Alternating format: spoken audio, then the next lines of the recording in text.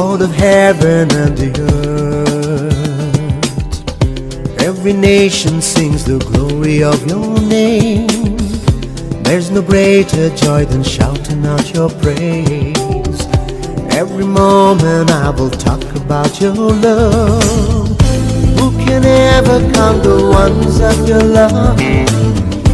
Who can understand the mystery of your grace? Who can stand before your power and your might? God of wonders, we will celebrate your light. You are holy, higher than the heavens. Holy, Lord of everything. Holy, all creation celebrates the King of kings and Lord of lords, Almighty God, forever you are holy. King of kings and Lord of lords, eternal God, forever you are mighty. You alone are holy.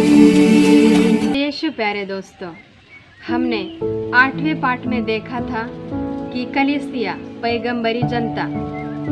पैगंबर यानी कौन थे? नबी।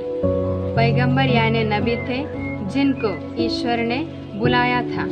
उन्हीं में से एक है नबी ईसाया, जिनको स्वर्गीय दर्शन मिला था, पवित्रता का स्वर्गीय दर्शन। तो प्यारे दोस्तों, आज हम देखने जा रहे हैं हमारा 12वां पाठ, जिसका नाम है कलीसिया पवित्र है। तो दोस्तों, ईसा ने इस्राएल जनता को बुलाया और उन्हें पवित्र किया। तो इस्राएल जनता ईश्वर की पवित्र प्रजा है। और दोस्तों, क्या हम पवित्र हैं? हाँ, ज्ञान सान लेकर हम क्रिस्तीय बने, कलीसिया के सदस्य बने, हर एक व्यक्ति पवित्र है। क्योंकि जिस प्रकार इस्राएल जनता पवित्र थी, उसी प्रकार प्रभु यीशु ने जब प्रेरितों की नींव पर कलीसिया को स्थापित किया, तब से हम हर एक जन पवित्र है। और हमारा यह फर्ज बनता है कि हम उस पवित्रता में बढ़ते जाएं। After that King Uzziah died, I saw the Lord sitting on a throne, high and lifted up, and his train filled the temple. Above him stood the seraphim. Each one had 6 wings. With 2 he covered his face, with 2 he covered his feet, with 2 he flew. One called to another and said, Holy, holy, holy is Yahweh of armies. The whole earth is full of his glory.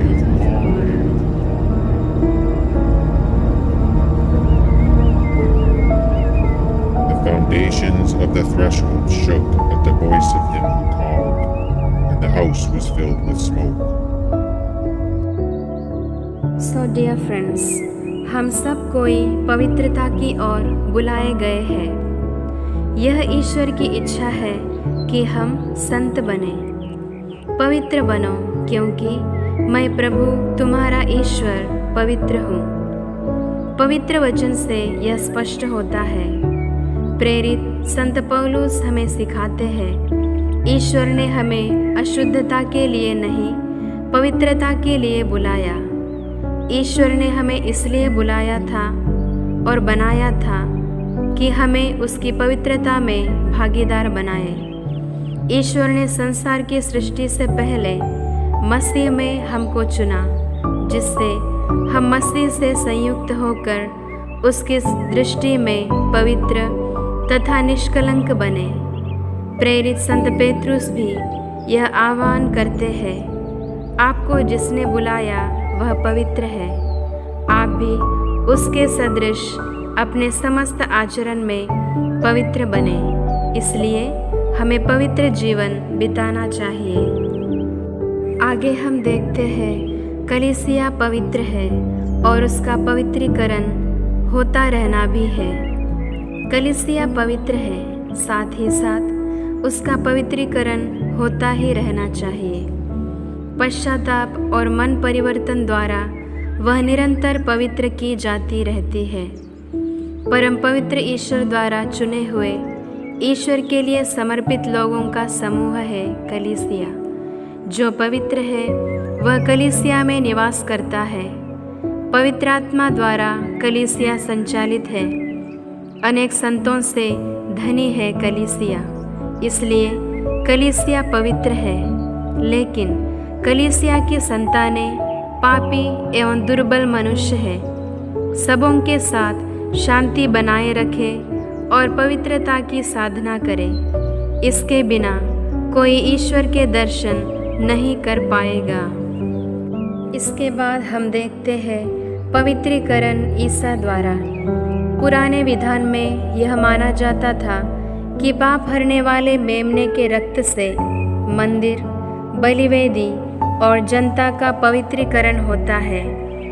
नए विधान में ईसा जो पाप हरने का मेमना है, अपने रक्त से हमारा पवित्रीकरण करते हैं। जब हम पाप के कारण शैतान की दास्ता में थे, ईसा ने सलीब पर अपनी बलि द्वारा हमें पवित्र एवं ईश्वर की संतान बनाई। ईसा इसलिए बलि बन गए कि स्वर्गिक पिता की पूर्णता तक हम संतानों को भी पहुँचाए।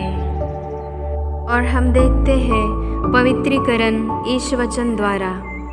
ईश्वर का वचन हमें पवित्र करता है। ईसा ने कहा, मैंने तुम लोगों को जो शिक्षा दी है उसके कारण तुम शुद्ध हो गए हो। पूरा शरीर फोड़ों से भरे हुए कोढ़ी ने ईसा के पास जाकर कहा, प्रभु आप चाहे तो मुझे शुद्ध कर सकते हैं। उसका विश्वास देखकर ईसा बोले, मैं यही चाहता हूँ, शुद्ध हो जाओ। संत मत्ती अध्याय 8 वाक्य 3 में हम सुनते हैं, जिन्होंने ईसा का वचन सुना वे आत्मा और शरीर में शुद्ध हो गए। संसार छोड़कर पिता के पास जाने के पहले ईसा ने हमारे लिए पिता से विनती की, तू सत्य की सेवा में उन्हें समर्पित कर, तेरी शिक्षा ही सत्य है। ईश्वर की वाणी अग्नि जैसी है। सोना अग्नि में शुद्ध किया जाता है। जितना अधिक अग्नि में पिघलता उतना अधिक सोने की महत्ता बढ़ती है। इसी प्रकार ईश्वर वचन ग्रहण कर उसके अनुसार जीने पर हम भी शुद्ध हो जाते हैं। ईश्वर वचन प्रतिदिन ध्यान से पढ़कर उसके अनुसार जीवन बिताने से कलीसिया की संतानें पवित्रता के मार्ग पर चलने के लिए सक्षम बन जाए। हमारा पवित्रीकरण संस्कारों द्वारा भी होता है। हमें पवित्र करने के साधन है संस्कार। कलीसिया में ईसा द्वारा स्थापित जीवन के झरने हैं वे। विभिन्न संस्कारों द्वारा मानव के जीवन के सभी चरणों को ईश्वर पवित्र करता है। विशेषकर पवित्र बलिदान द्वारा जो प्रतिदिन अर्पित किया जाता है वह हमारी आत्माओं और हमारे शरीरों को पवित्र बनाता है। जो परम प्रसाद ग्रहण करते हैं वे पवित्र आत्मा और अग्नि से भर जाते हैं। उसके जरिए वे पवित्र किए जाते हैं। जिस पर हम पवित्र बलिदान अर्पित करते हैं वह पवित्रीकरण की बलिवेदी है। पवित्र बलिदान में जब याजक कहते हैं पवित्र वस्तु पवित्र लोगों के लिए है, तब समूह बोलता है एकमात्र पिता पवित्र है, एकमात्र पुत्र पवित्र है, एकमात्र आत्मा पवित्र है। यह जवाबी प्रार्थना सूचित करती है कि परम प्रसाद ग्रहण करने के लिए हम अयोग्य हैं तथा परम प्रसाद ग्रहण करने से हम त्रिएक ईश्वर की पवित्रता में भागीदार बनते हैं। जब हम पाप के कारण ईश्वर की पवित्रता से दूर हो जाते हैं तब पश्चाताप करके मेल मिलाप संस्कार ग्रहण करना चाहिए। इसके द्वारा ईश्वरीय जीवन तथा बुराई से दूर रहने की कृपा हमें फिर से मिल जाती है। प्रार्थना, उपवास और परहेज से भी हमारा पवित्रीकरण होता है। प्रार्थना में हम ईश्वर से मिलते हैं, उसकी पवित्र इच्छा समझते हैं। ईश्वर के सामने हमारी कमजोरियां एवं कमियों को स्वीकार करते हुए शक्ति पाने में प्रार्थना हमारी मदद करती है। पाप में नहीं गिरने के लिए और यदि गिर जाए तो जल्दी से जल्दी पश्चाताप करके भले जीवन में लौटने के लिए प्रार्थना मदद करती है। आगे हम देखते हैं पवित्रीकरण अलग अलग बुलाहट के द्वारा। हर एक व्यक्ति जब अपनी बुलाहट के कर्तव्यों को ईमानदारी से निभाकर प्रेम की पूर्णता तक पहुंचता है, तब वह पवित्रता प्राप्त करता है। बुलाहट 3 प्रकार की है: वैवाहिक जीवन, संन्यास एवं पुरोहिताई। बुलाहट कोई भी हो, जब हर एक अपनी बुलाहट के अनुसार प्रेम की पूर्णता की ओर बढ़ता है तथा दूसरों को पवित्रता में बढ़ाने का प्रयास करता है, तब उसकी पवित्रता प्रकाशित होती है।